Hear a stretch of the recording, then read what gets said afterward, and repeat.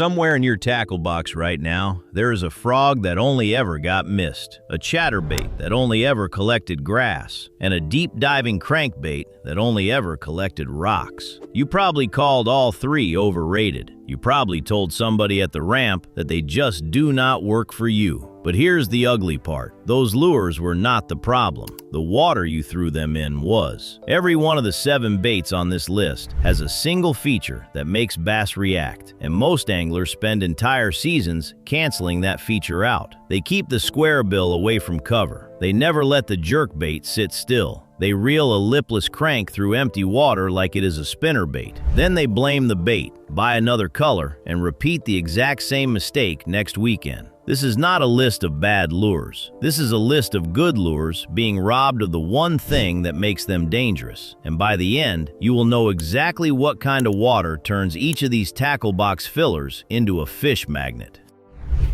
Number 7. The spinnerbait in slick, clear, dead calm water. Spinnerbaits are amazing at catching bass, pike, muskie, bowfin, even big crappies. They can be used almost year-round in the south and really shine in the spring and fall in the north.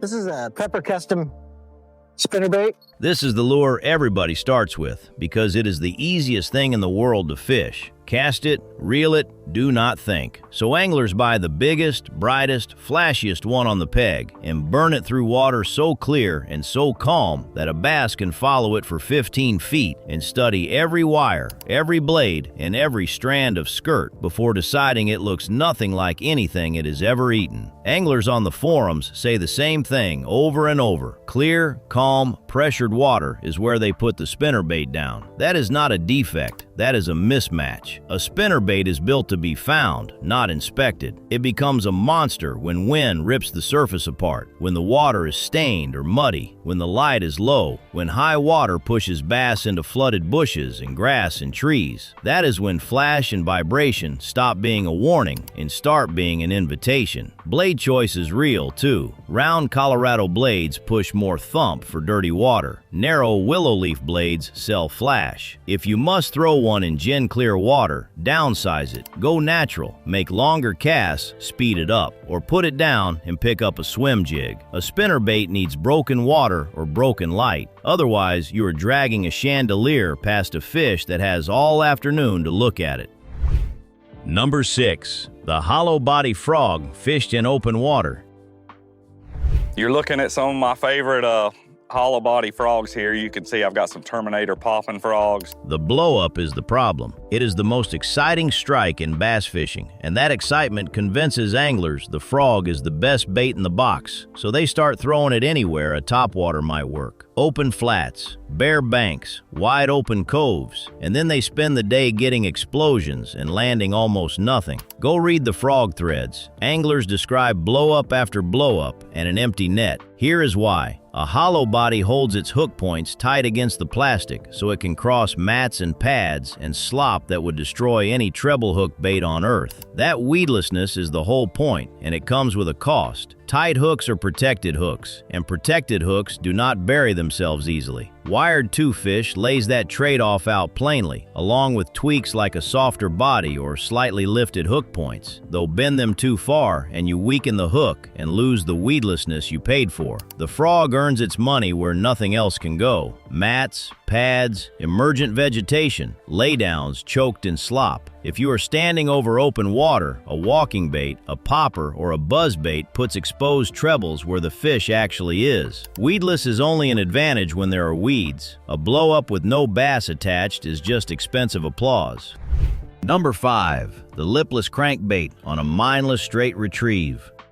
It rattles, it vibrates, it feels alive on the rod tip. So anglers cast it, reel it back at 1 speed, and assume the lure is doing all the work. It is doing some of the work. It's doing about half. Everything the good lipless anglers talk about comes back to contact and interruption. Get it into submerged grass, let it tick the tops, feel it load up, and then rip it free so it snaps sideways with a hard acceleration and a direction change. That breakout is the trigger. That is the moment a following bass stops following. Pre-spawn grass is where this bait built its reputation. and it built it on that snap, not on a smooth retrieve through open water. Weight matters too. A light one stays over shallow grass. A heavier one reaches deeper fish or mimics a bigger bait fish. Anglers treat every half-ounce lipless bait as interchangeable, bury it in the salad, and quit. This does not mean the bait needs grass to catch fish. It catches them in open water and off the bottom and on a lift and drop all the time. But if your lipless crank never hits anything, never stalls, never falls, and never breaks free, you're only using half the lure you paid for. Number 4. The squarebill you keep away from cover.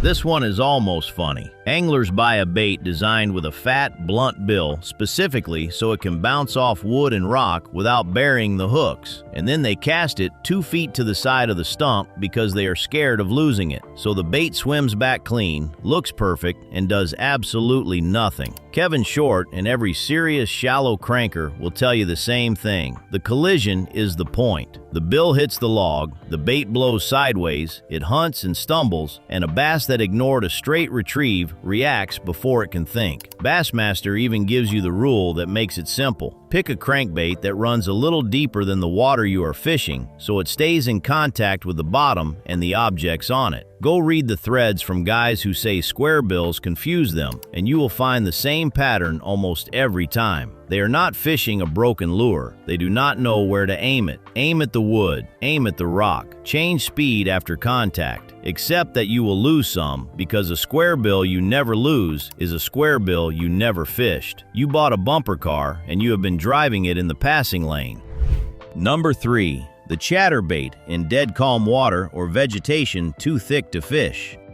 This is the one people are going to argue about because it is the confidence bait of the decade. Somebody catches fish on it, tells everyone to throw it in grass, and now every angler in America is reeling a bladed jig through whatever green stuff they can find. But grass is not one condition. Bassmaster's comparison work is blunt about it. Bladed jigs shine in wind, in stained and off-colored water, and in grass that is sparse enough or patchy enough that the blade can tick it, catch it, and rip free. Push that same lure into a solid mat and the blade fouls constantly. It stops thumping. It becomes a leaf collector with a skirt. That is what a swim jig is for. Weed guard, no exposed blade, cleaner passage. And in slick, clear, dead calm water, that heavy vibration becomes an announcement, which is exactly what the Reddit crowd keeps saying when they tell people to wait for wind. Wind and stain are the ChatterBait's best friends because they take away the bass's ability to inspect it and leave nothing but a thumping target. Can it catch fish clear and calm? Sure, with a natural color, more speed, longer casts. But that is a lower percentage day. The bait everybody defends is not universal. It is conditional. Match the grass and the visibility, and it turns into the most efficient search bait you own.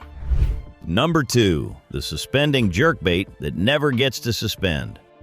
Anglers read the word jerkbait, so they jerk it constantly. 60 jerks a cast, no rest, and then they blame the bait when nothing eats it in 45-degree water. The pause is not dead time. The pause is the trap. Bassmaster comes back to this in every cold water jerkbait piece they publish. Colder water generally calls for longer pauses, and the fish frequently commit while the bait is sitting motionless in front of its face. Slowing down does not mean weaker rod movement. It means giving the bass more time to make a decision on a bait that is hanging there like an injured shad. And here's the detail almost nobody executes. If your line is tight during that pause, the bait is not suspending. It is creeping forward. The experienced guys describe it as tapping slack, letting the lure rest untethered. That is a mechanical mistake, not a lure defect. Depth matters more than paint, too. If the fish are holding down and your bait is running above them, no finish on earth fixes that. Clear water, cold water, suspended bass over a hard bottom. That is jerkbait country, and it is not exclusively winter water, but it is exclusively water where you are willing to stop reeling. Your jerkbait has done plenty of jerking. It has never had a chance to bait anything.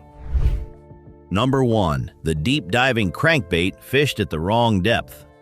This is the biggest waste of casts in the sport, and beginners walk right into it because the package prints a number and the number sells the bait. 20 feet, 15 feet. It sounds like more lure for the money. Then a guy takes that thing to a shallow pond or stands on a gradual bank and drags it uphill through rock and weeds and debris until he is either snagged or exhausted.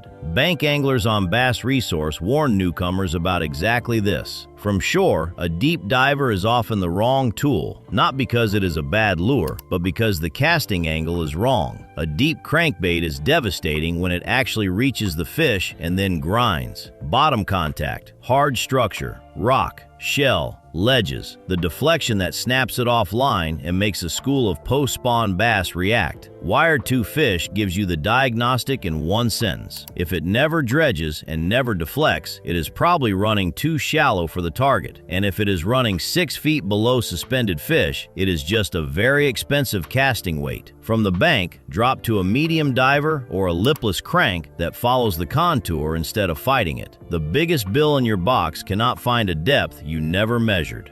None of these 7 lures are bad. That is what makes this so expensive. You already own the tools. You have been throwing them in the one condition where they perform worst, calling them overrated, and buying another color to fix a depth problem. The lure is not broken. The water choice is. A reaction bait needs something to react against. A weedless bait needs weeds. A suspending bait needs to suspend. Get those 3 ideas straight, and half the tackle box filler you have been ignoring turns into the most reliable bait in the boat. Stop asking whether a lure works. Start asking what makes it work. Subscribe to Tackle Hank, because the tackle aisle will happily sell you another answer to a question you never asked correctly.